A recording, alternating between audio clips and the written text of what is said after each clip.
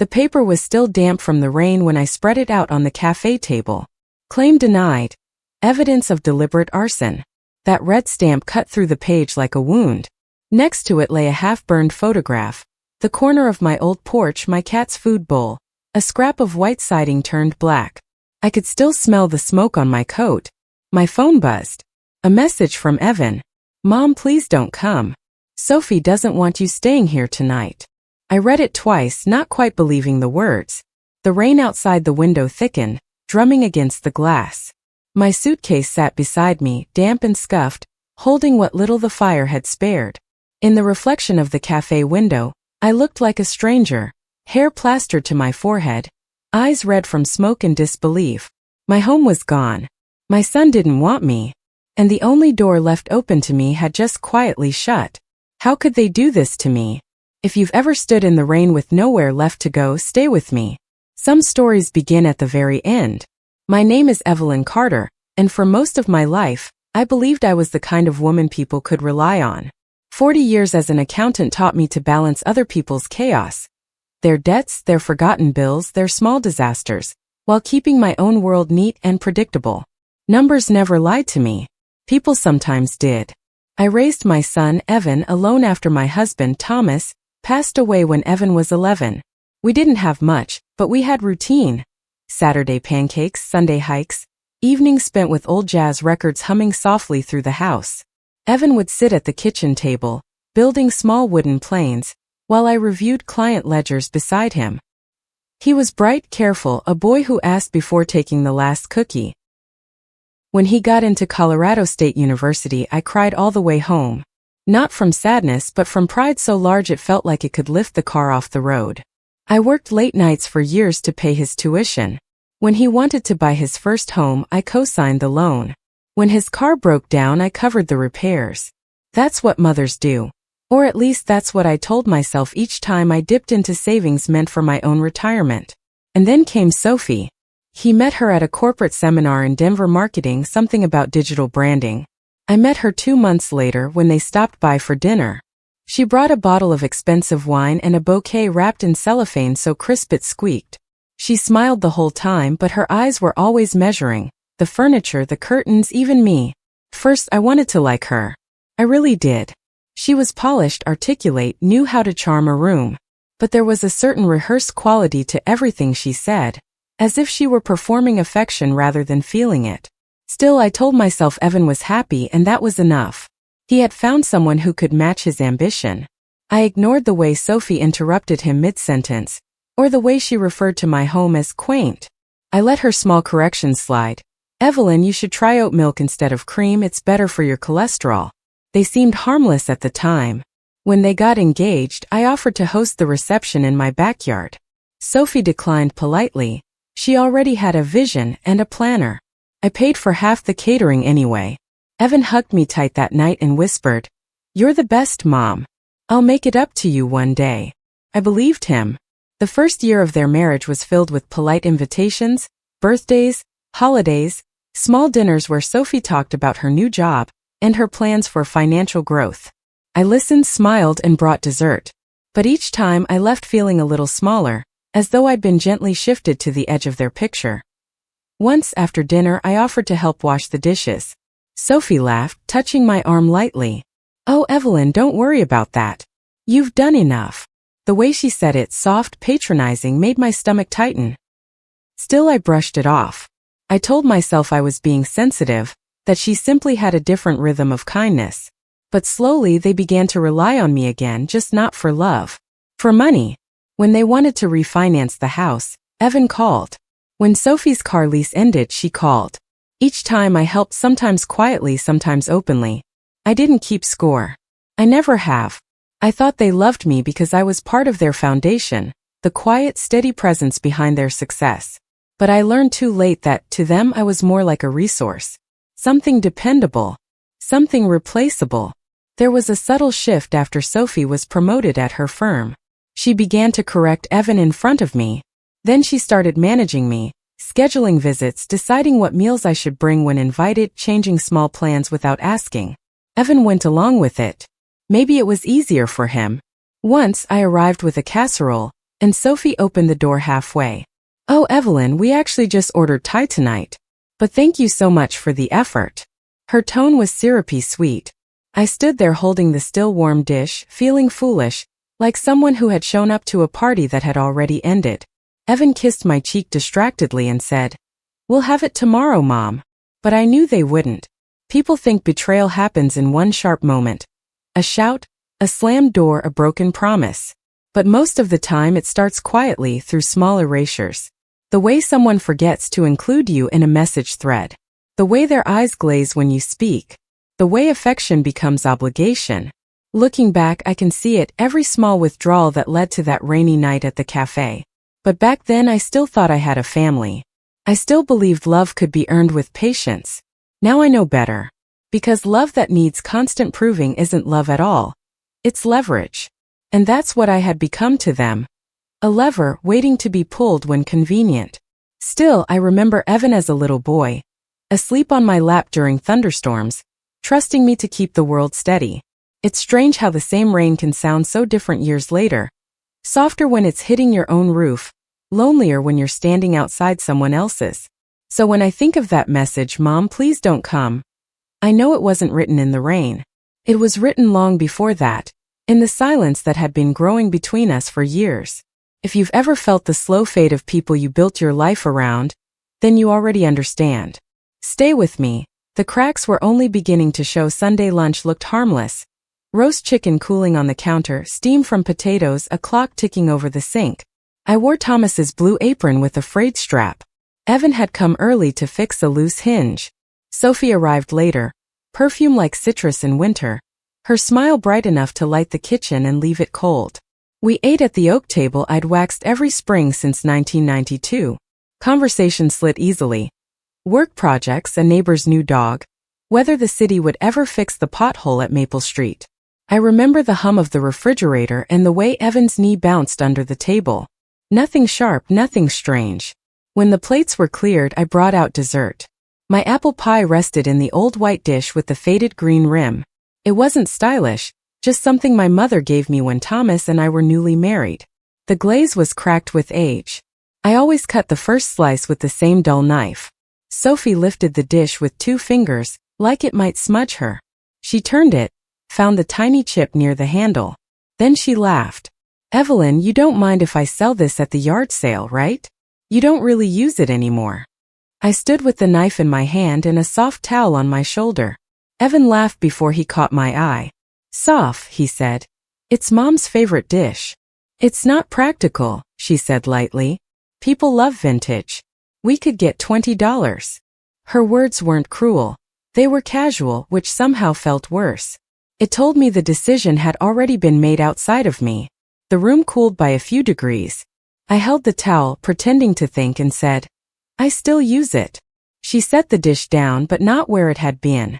She placed it near the edge of the counter, as if already halfway out the door. "Well, we'll keep it for now," she said. "But don't let me forget. The sale is next Saturday." Evan rubbed the back of his neck, a boy's gesture in a man's body. "We should help Mom host it here," he offered. "Bigger driveway." "I don't need a sale," I said quietly. "I have what I want." Sophie smiled. "Of course," she said, and the conversation moved on. But inside me something gave a little. Not a shatter. A hairline. After they left, I washed the dish by hand. I dried it and slid it back into the cabinet. Then I did something I hadn't done before. I locked the cabinet. The key was small and brass. It clicked in my palm like a secret. That week, the adjustments started. Sophie sent a message about Thanksgiving, short, efficient, no greeting. "We're doing dinner at ours. Could you bring a salad? No nuts. No cheese." I said yes, then watched the dots appear and disappear. "Actually, we've invited some coworkers. Casual vibe. Fewer casseroles, more small plates." A polite way to shrink me. At work, I balanced a client's reconciliation and felt the same sinking as numbers refused to align. A missing receipt. A gap nobody noticed but me. That's how the first crack behaves. Quiet, precise, undeniable once seen. On Friday, I found a box on my porch. My framed family photo from Evan's graduation, returned without a note. I texted him, Did you mean to leave this here? Minutes later. Sophie thinks it fits better with your decor. The picture showed the three of us in June's sun, my hand on Evan's shoulder.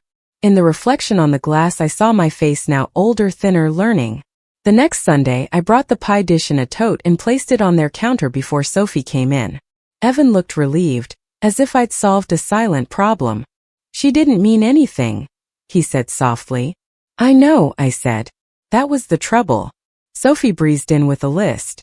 We're reorganizing the pantry. Evan, the top shelf. Evelyn, can you label spices? Alphabetical is best. I wrote cardamom, cinnamon, and clove while listening to the scrape of a step stool and the soft thunk of jars being moved. Every sound felt like furniture rearranged in a house I still owned on paper but no longer lived in. When I left, I carried the tote home empty, my hands remembering the weight that was gone. That night I unlocked the cabinet and touched the space where the pie dish had sat for years, a pale circle against the wood. I closed the door and didn't lock it. People ask how you know when a season is ending. The leaves tell you, the light tells you, the air goes thin. In families it's subtler. A joke that lands wrong. A key you stop using. A photograph that returns unexplained. I thought of Thomas, of the way he would wipe crumbs from the table with the side of his hand. We keep what keeps us, he used to say. I sat with a towel in my lap and heard the rain begin. Not the storm yet. Just a first tap against the window glass, the sound of weather changing.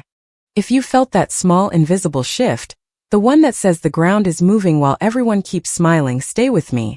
This is where the story began to tilt. I stayed still. I learned to spot patterns from ledgers, not from people. With Sophie and Evan, the entries were small, but the totals kept growing. Invitations came late, then not at all. Birthdays passed with a group text after cake had been cut. We kept it simple, Sophie wrote. When I did visit, she choreographed me into corners. Evelyn, relax. Don't overdo it. We can handle everything. She said it while taking the dish from my hands, guiding my coat to another hook, moving my purse off the chair I'd chosen. Evan changed in increments too. His hugs shortened.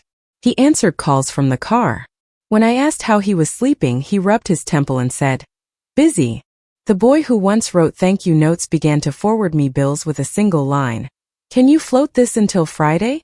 One evening in May, we stood in their kitchen while chopped cilantro perfumed the air. Sophie's knife kept a steady rhythm. You should sell your old house, she said casually. It's too big for one person. We could help with the paperwork. The suggestion slid over the counter like a glass of water I had not asked for. Evan nodded. It would be easier on you, Mom. I like my stairs, I said. They know my feet. Sophie smiled as if I'd made a joke. Think about it. The market's good. After that, offers arrived as favors. She emailed a spreadsheet titled Options for Evelyn, with columns, sell, lease, reverse mortgage, like a menu of ways to become smaller. At the bottom she wrote, we want what's best for you. I replied, I'm still deciding, and watched the read receipt appear. June brought renovations at their place. Dusty, chaotic, Sophie warned, canceling dinner. In July, she forgot to include me in the photo at the lake. I saw it later, tagged by a mutual friend. Evan on the dock, sun in his squint, Sophie in a hat. I started carrying my own mug when I visited, the one with the charcoal ring around the lip, because their cups began to feel like props. I set it on the counter and found it moved, rinsed, put away before I'd finished. The house rearranged around me too. A chair I favored migrated to the garage. Family photos were replaced with prints of cities they wanted to visit. My graduation frame did not return to their wall. I told myself they were curating a cleaner look. What I felt was subtraction. In August, Sophie started managing my calendar. I put you down for flu shots on the 15th, she announced. Text me your Medicare card. I'll keep it on file. I said I'd handle it. Her smile thinned. Evan worries. Evan looked grateful that someone had spoken for him. I tested the edges. I invited them to my place 2 Sundays in a row. The first time they arrived an hour late with store-bought cookies and apologies. The second time they canceled 10 minutes before arrival. Work thing, sorry. I ate roast chicken at a table set for 3, the extra napkin folded like an unanswered letter. Money kept threading our conversations. A temporary shortfall. A bridge for a deposit. Each request was reasonable on its own. Together, they drew a map to a destination I did not want to name. When I delayed, Sophie would call with concern warmed to the perfect temperature. Evelyn, relax. Don't overdo it. We can handle everything. September's first cold night brought a power outage at my place. The fuse box clicked and failed. I texted Evan for advice. He replied the next morning. Crazy day. Call an electrician. I did. The receipt, $182, went into a folder I labeled things I used to ask Evan. By October, I attended a neighborhood meeting alone and signed up to deliver meals for the hospital. We always need reliable people, the coordinator said. The word warmed me in a way I hadn't felt in months. Meanwhile, Sophie kept nudging the house plan. If you sold now, you could move closer to us. Walkable, safe. We'd see you more. She painted a picture of me in a condo. Her voice flattened on the last sentence, as if the seeing would be scheduled and stored. The last straw wasn't dramatic. It was a deleted calendar invite. Evan had promised to help check the smoke detectors before winter.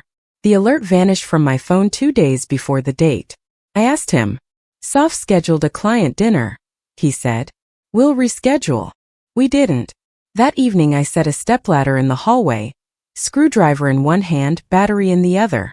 The detector beeped its thin, regular protest.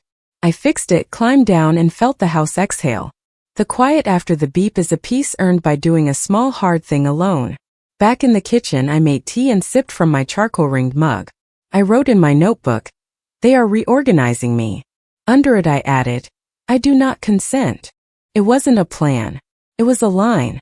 If you've been told to sit still while your life is gently moved to a smaller box, you know this feeling. Stay with me. The next request would not be a request at all. The night of November 17th began like any other. I made soup from what I had left in the pantry, lentils, carrots, the last of the thyme from the garden.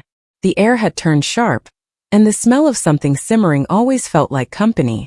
I read for a while, then folded the blanket Thomas once used for watching television. When I switched off the lamp, the house hummed, familiar and safe. I remember thinking, at least the furnace still works. At 2:14 a.m. I woke to a noise, a faint crackle, like someone crumpling paper in the next room. I thought maybe a branch had fallen against the siding. Then the smoke alarm began to shriek. The next minutes were made of light, orange, flickering, unreal. The kitchen window glowed like the surface of a furnace. I ran barefoot through the hallway, the floor already hot beneath my soles. The air tasted metallic. I grabbed my coat, my purse, the folder with my will, and nothing else. Outside, the cold hit me so hard I gasped. I watched my house, my husband's house, the one we'd paid off 5 years early, bloom with fire from within. The windows pulsed and shattered one by one. My throat closed around smoke and disbelief. The fire trucks came, red and deafening. A neighbor held a blanket around my shoulders, though I barely felt it. I heard words, electrical, gas line, old wiring. But when the chief mentioned gasoline, I turned toward him. Gasoline? I asked. He hesitated. We'll know more once the report's in, ma'am. By dawn, nothing stood but the chimney and the mailbox. I remember the smell, wet ashes, burned insulation, something sweet from the melted sugar jar. I stood on the sidewalk until my knees shook. Then a car pulled up. Sophie stepped out, perfect as ever, coat belted, hair untouched by wind. She looked around with polite dismay, phone already in her hand. "Oh, Evelyn," she said, not hugging me. "It's just awful." She turned slightly away and spoke into the phone. "Yes, the place is gone," she said. Her voice softened, almost pleased. "But the land's still worth something." The words clanged in my head, echoing above the hiss of wet embers. I stared at her shoes, clean dry too soon. At her feet sat a metal canister, red and half-melted. The label was still visible. Fuel Master. I had never owned one.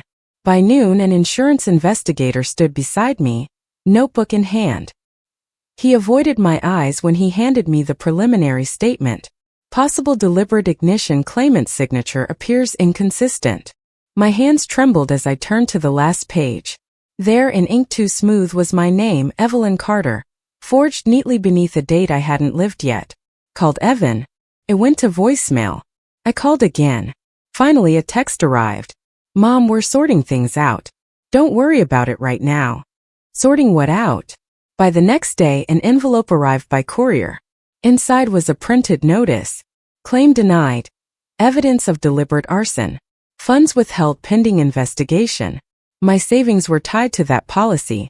Without it, I had no home, no repairs, no insurance to start over. I stared at the signature again, at the loops that mimicked my hand too well. Sophie's handwriting had always been practiced, looping, ornamental. I thought of the conversations, her gentle persistence about selling the house, her notes about paperwork, her insistence that I forward certain documents for safekeeping. I had done it, trusting her efficiency. When evening came, I walked back to the ruins. The police tape fluttered weakly in the wind. Sophie was there again in a different coat, talking to someone near the edge of the yard. Evan stood beside her, hands in his pockets. His face looked strained, but he didn't come to me. I heard fragments of their conversation. Valuation, transfer of title, timing unfortunate. Then Sophie noticed me. Her expression flickered. Surprise, then irritation, quickly smoothed into sympathy. Evelyn, she said, you shouldn't be here. It's dangerous. I live here, I said. Lived, she corrected softly. I watched her tuck her phone into her pocket like she was closing a deal. Evan glanced at me once, then looked away. That night, I stayed at a neighbor's house. On the kitchen table lay my burned photograph. The same one from years ago, half the image gone, only my husband's outline intact. I held it until the paper began to tear. I wanted to believe there was some mistake. Maybe the canister had been left by a worker. Maybe the signature was a coincidence. But truth doesn't hide forever. It simply waits for courage. 2 days later, I went through my old emails, scrolling past recipes and bank statements. Then I found it, an attachment Sophie had sent months earlier, titled Draft Form, Power of Attorney. I'd signed the real one at her request for convenience, she said, in case of emergencies. I opened the draft. The formatting matched the signature page from the insurance claim. Same margins, same line spacing. My heart slowed. My breath steadied. There it was, the proof sitting quietly in my inbox, time-stamped and polite. That's when I knew. They hadn't just abandoned me. They had planned this. They burned my home for money and left me standing in the rain, believing I had nowhere left to go. They were wrong. If you've ever discovered betrayal written in your own handwriting, stay with me. The reckoning hadn't begun yet. The night after the fire, I slept in my neighbor's spare room, a narrow bed, thin blanket, the smell of lavender detergent in the sheets. Rain tapped softly against the window, as if it wanted to come in and apologize. I lay awake staring at the ceiling, tracing the pattern of cracks that spread like rivers on a map. Somewhere beneath the exhaustion, a quiet certainty was forming. At dawn I walked outside. The world was wet and gray, the street shiny from the storm. My house, or what used to be my house, still smoldered in the distance. The air carried that sour metallic scent of extinguished fire, something final in it, like a closing door. A police car idled by the curb. The officer leaned out. You shouldn't be out here, ma'am. It's still under investigation. I just need a minute, I said. He didn't stop me. The mud sucked at my shoes as I stepped beyond the tape. Ash mixed with rainwater, forming small gray rivers that ran toward the gutter. I crouched near what used to be the kitchen. There, half buried under soot, was a spoon, silver, warped but familiar. My husband's initials, TC, were still faintly engraved on the handle. I wrapped it in a napkin from my coat pocket and placed it carefully in my purse. Something to keep. Something to remind me of what they thought could be erased. By afternoon, I sat in the back seat of my neighbor's old Buick. She'd driven me to the bank so I could confirm what I already suspected. My joint safety deposit box, the one I had added Evan to years ago, just in case something happens to me, was empty. The clerk's polite expression faltered only slightly when he saw the blank look on my face. I'm sorry, Mrs. Carter, he said. According to our records, your son withdrew the contents 3 days ago. 3 days ago, before the fire. I thanked him because politeness was a habit I hadn't yet unlearned. Outside, I stood under the overhang, the wind whipping wet leaves around my feet. I took out my phone and scrolled through my texts. The last message from Evan read, Don't worry about it right now. But worry was all there was left. I walked back toward the car, my reflection in every shop window following me, older, smaller but harder somehow. My neighbor asked if I was all right. I said yes. The lie came easily, as if it had been rehearsed. That evening I sat in her kitchen with a cup of weak tea. On the table lay the photo of Thomas, edges curled from years in a frame. His eyes, steady and kind, looked right through me. For the first time in months I spoke aloud to him. They did it, I whispered. They really did. The clock ticked once, twice. I waited for tears but none came. Instead, a strange calm spread through me, like stepping into a lake after the first shock of cold. I picked up my phone and opened my contacts. My thumb hovered over Evan's name. The small gray circle beside it felt heavier than it should have. I pressed down. The screen asked if I was sure I wanted to delete the contact. I tapped yes. The silence that followed was sharp and clean. No buzzing notifications. No explanations. Just space, the kind that lets you breathe again. Afterward, I walked to the window. The rain had stopped, leaving the air bright with that raw, washed smell. Across the street, a young couple carried groceries inside, laughing. Life was continuing somewhere, even if mine had burned to the ground. I opened my notebook, the same one where I used to track expenses and grocery lists, and wrote 3 words on a new page. This ends now. Then, without planning it, I began listing what remained mine. The small pension, the car title, a modest checking account they didn't know existed. And beneath that I wrote Richard Hale. The name startled me. I hadn't thought of him in a decade. My old boss, reliable, meticulous, unshakable. He once told me, "Numbers don't betray, Evelyn. Only people do." I had smiled back then, not understanding the weight of it. Now I did. The next morning I found his number on an old business card tucked into my planner. The ink was faded, but the digits were still legible. I dialed before I could talk myself out of it. The phone rang twice. Then a familiar voice, calm, grounded. "Evelyn." "Richard," I said. My voice didn't shake. "I need help." There was a pause, then the steady tone I remembered. "Where are you?" "Denver," I said. "But not for long." "I'll come," he said simply. No questions. No pity. Just a promise. I ended the call and felt the air shift, as though the universe had finally exhaled. Outside, the clouds began to thin. The first blue stretched across the sky, faint but real. For the first time since the fire, I allowed myself to imagine something beyond loss. Not forgiveness, not revenge, but clarity. I poured the last of the tea into the sink, rinsed the cup, and set it upside down on the counter. Routine, simple, mine again.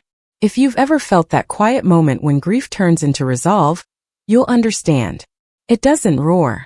It clicks into place like a lock. They thought I was finished. But what they had burned wasn't my ending. It was only the proof of how strong a spark can become when it's finally freed. I called Richard at 7:12 a.m. on November 19th, the sky the color of wet slate. "I need help," I said. He didn't ask why. "Meet me at Jameson and Pike at 10, he replied. "Bring every document you still control." By 9 I had a neat file. My pension statement, my car title, copies of the deed, the insurance denial, screenshots of Sophie's emails. I slid Thomas's spoon into the inner pocket. My neighbor pressed a thermos into my hands. "Bring it back when you're settled," she said. "I will," I promised. Jameson and Pike sat on the 12th floor, glass bright. Richard was waiting in a navy sweater, hair grayer, eyes the same. He shook my hand, then held it longer. "You look steady," he said. "I am," I answered, surprised to hear it. We met with his colleague, Mara, a lawyer with tiny handwriting. She listened without interrupting, then lined items up. Dates, accounts, signatures, the forged claim. "They rely on your good habits," she said. "Let's use them."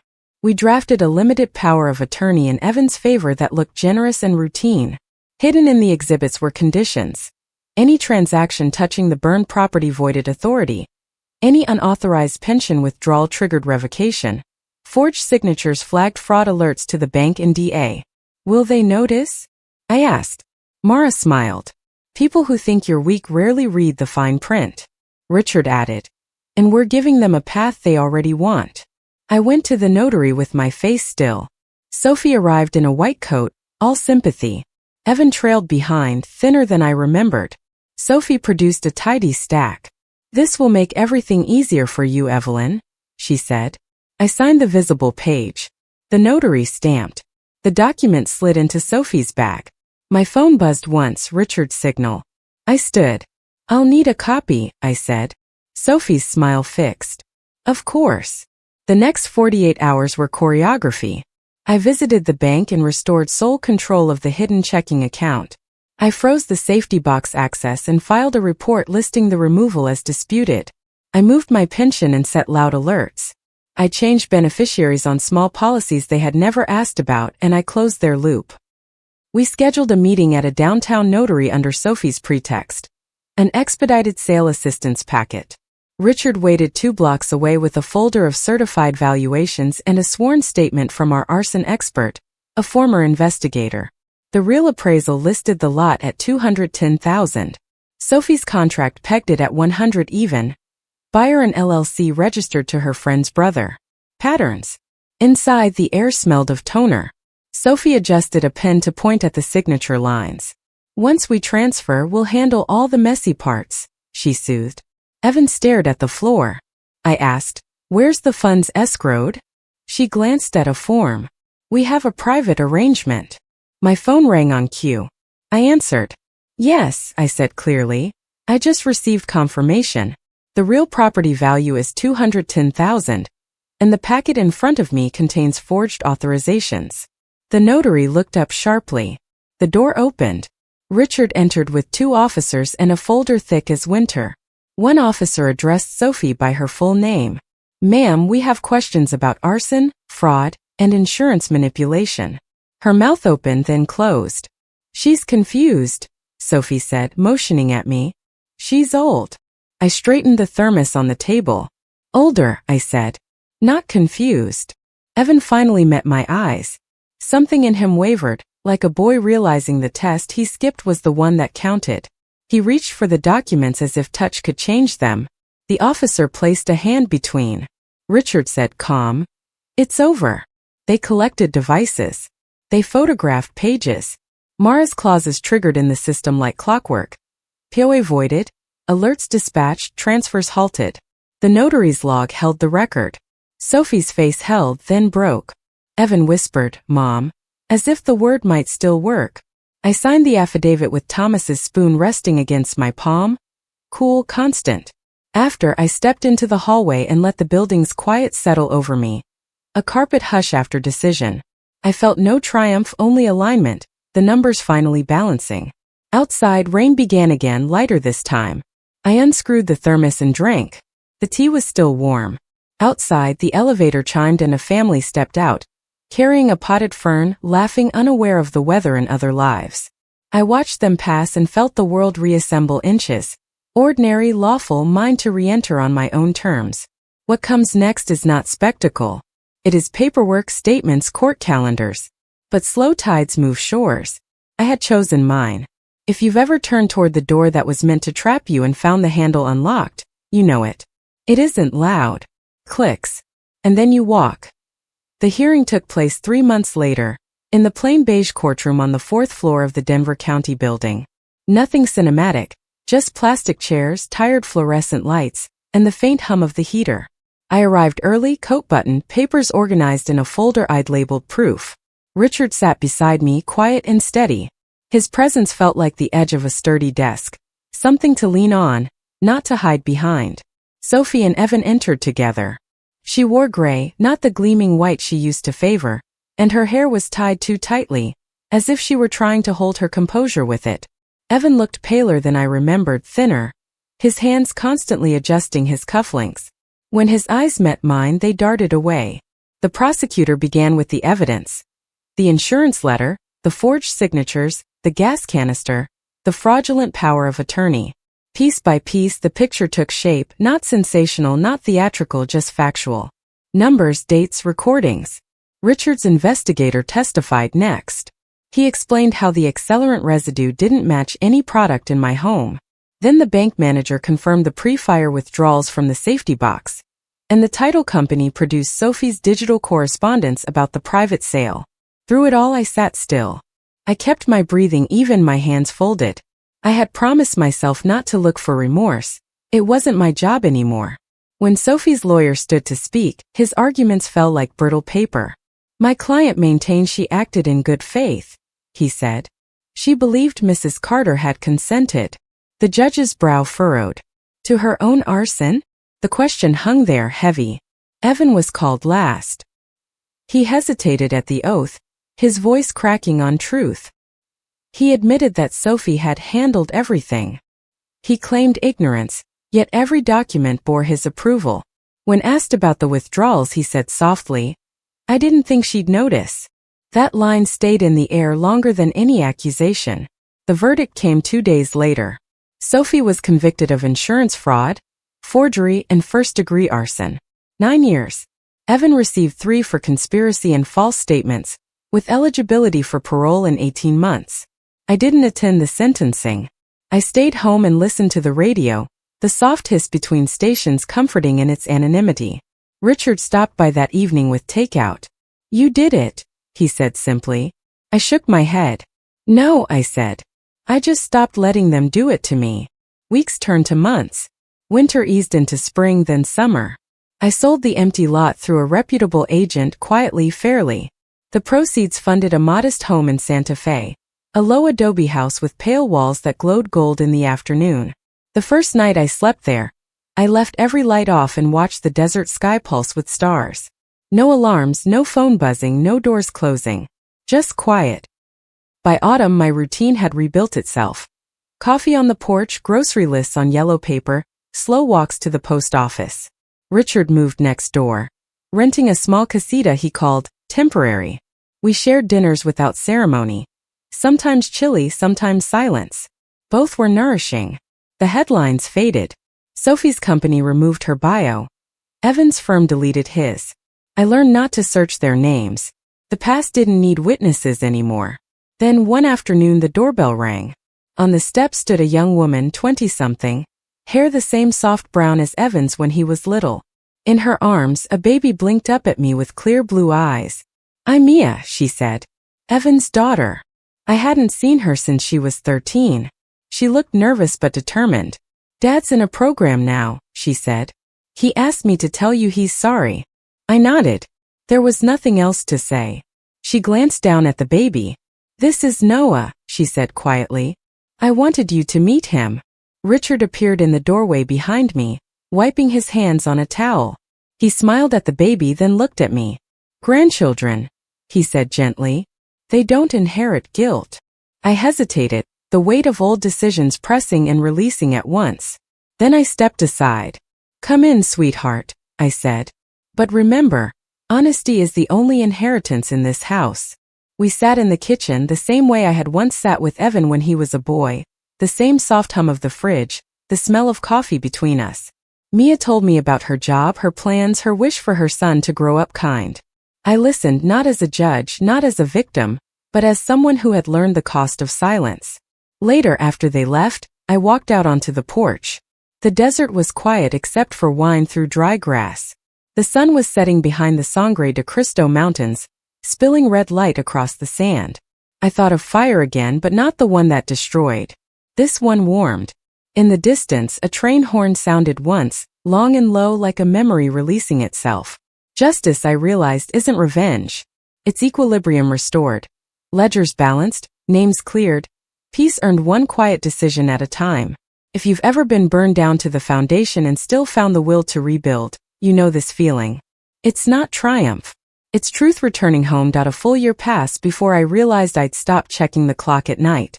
For months after the trial, my sleep had been light, fractured, timed to the smallest creak of the floorboards. But in Santa Fe, the nights lengthened into calm. The air here smelled of dust and pinyon smoke. The stars felt closer, brighter, like they were no longer judging. My house was small, 2 bedrooms, one for guests, one for me, and the kitchen opened straight into a porch where morning light spilled without asking permission. I painted the walls a color between sand and honey, the kind of shade that stayed warm even in the cold. Each morning, I brewed coffee in the same chipped mug that had survived the fire, its rim a thin memory of heat. The handle fit perfectly into my hand again. as though it had been waiting for this quieter rhythm. Across the fence, Richard's house sat low and white, its windows always half open. We didn't keep a schedule, but we crossed paths daily. Watering plants, fetching mail, exchanging a few words. Sometimes we shared breakfast, sometimes a crossword. His presence was easy, like furniture that doesn't creak when you lean on it. Once he told me he'd filed his final case. No more clients, he said. Just neighbors. I smiled. I'll pay you in pie, I answered, and he said, that's the best retainer I've ever had. I joined a small art cooperative downtown. They needed someone to keep the books, and I needed something to do with my hands. At first I only managed receipts, but the painters taught me to mix color, and by spring I'd started sketching. Nothing dramatic, mostly bowls, windows, silhouettes. A woman named Lucia, whose studio smelled of turpentine and rosemary, said, your lines are steady. That's rare. I told her numbers had trained me for precision. She said, precision is a form of prayer. I liked that. Every few weeks, a letter arrived from the correctional facility, always the same blue envelope, always Evan's handwriting. I read them in silence, never replying. He wrote about classes, about wanting to work with his hands, about missing his daughter. The words were clumsy, apologetic, but sincere. I didn't forgive him, not in the way people expect forgiveness to sound. I simply stopped hating him. Hate, I learned, is expensive. It charges interest and sleepless hours. Then came the day Mia returned. She stood on my porch again, this time without the baby, holding a photo album. I thought you might want these, she said. Inside were old pictures. Evan as a child in the snow, Thomas lifting him onto his shoulders, me holding a birthday cake too large for the table. The edges were slightly smoke-stained, but the images had survived. She'd salvaged them from a digital backup Sophie had once made. I ran my fingers over the glossy paper, over faces that felt like facts from another life. Thank you, I said, and meant it. We sat outside, the sun warm on our sleeves. Mia spoke about her new job at the clinic, about Noah's first steps, about how she'd stopped letting fear dictate her boundaries. I listened, hearing echoes of my own late education in that sentence. Before she left, she asked softly, do you ever think about going back? To Denver? I asked. She nodded. No, I said. I already rebuilt the only home that mattered. When she drove away, a light breeze swept through the yard, scattering small red blossoms from the desert sage. I swept them into a pile, then let them go again. The wind redistributed them perfectly. By autumn, routine had deepened into life. I taught basic bookkeeping at the community center twice a week. The students were mostly women starting over. Divorcees, widows, retirees who'd been told money was someone else's language. One afternoon, a woman named Carol lingered after class. I feel foolish, she said. My son tells me I overthink everything. I smiled. Overthinking is just carefulness with nowhere to land. Let's give it a landing. She laughed, and I saw a flicker of the same courage it had taken me years to claim. Evenings, I sat with Richard on the porch. We didn't talk about the past anymore. It had folded itself neatly, like paper cooled after flame. He'd read aloud from whatever book was closest, his voice slow and sure. Sometimes I'd close my eyes and imagine the words settling into the air like dust. Sophie's name rarely appeared in my thoughts, but when it did, it arrived without heat. She was serving her sentence, I was serving my peace. Both felt proportionate. The world at last had balanced its columns. In early November, on the anniversary of the fire, I lit a single candle on the table. I placed Thomas's spoon beside it, the one polished so smooth the initials had nearly vanished, and whispered, we're all right now. Outside, the desert wind answered with a soft whistle through the chimes. I have no illusions of perfect endings. Life is bookkeeping, always. Losses written down, gains discovered later, everything accounted for eventually. But I've learned that peace doesn't arrive as a reward. It arrives as recognition.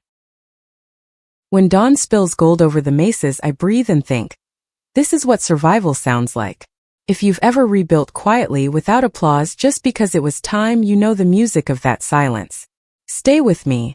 One more sunrise remains to count. Now when I watch the sunrise, I no longer think of what was taken from me.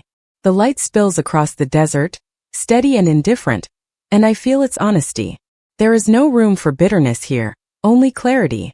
I once believed strength meant holding on, but I learned it also means letting go of guilt, of anger, of the need to be understood. I still keep Thomas's spoon on the kitchen shelf. It catches the morning light just so. A small glint of memory reminding me that not everything forged in fire is lost. Evan writes sometimes. I don't always read his letters, but I keep them, unopened proof that he's trying. And that's enough. My story began in smoke, but it ends in quiet. I am not waiting for apologies or for anyone's permission to rest. If this story touched a nerve, you belong here. Subscribe and stay a while, where silence becomes strength and truth finally finds its voice.